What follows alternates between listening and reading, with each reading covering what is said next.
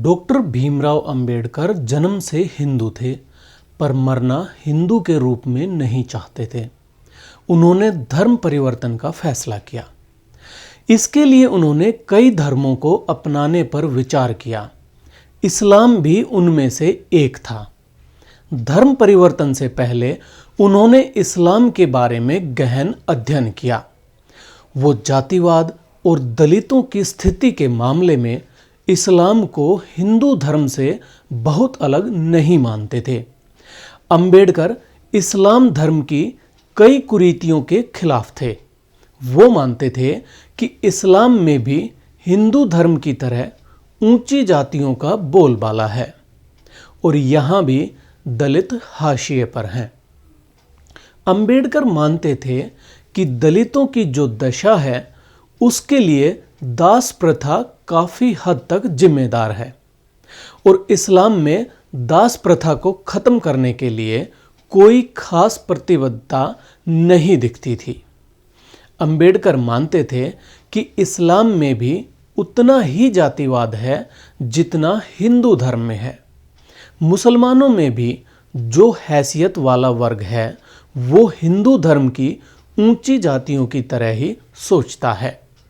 अंबेडकर ने स्पष्ट रूप से कहा था कि देश का भाग्य तब बदलेगा जब हिंदू और इस्लाम धर्म के दलित ऊंची जाति की राजनीति से मुक्त हो पाएंगे।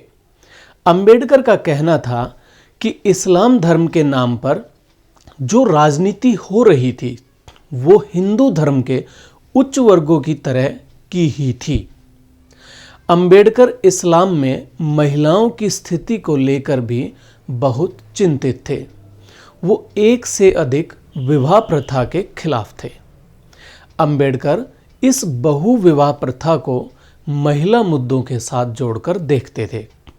वो मानते थे कि इससे स्त्रियों को कष्ट होता है। इस प्रथा में उनका शोषण और दमन होता है। उनके इस्लाम न अपनाने के कई कारणों में ये भी एक कारण रहा था। अंबेडकर दलितों के इस्लाम अपनाने के पक्ष में नहीं थे।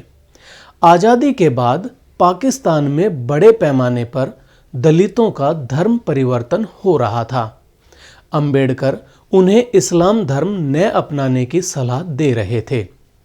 वे मानते थे कि वहाँ भी उनको बराबरी का हक नहीं मिल पाएगा। अंबेडकर को लगता था कि इस्लाम में कुरीतियों को दूर करने की आत्मशक्ति नहीं दिख रही थी और उसे दूर किए बिना समानता का भाव नहीं मिल सकता था।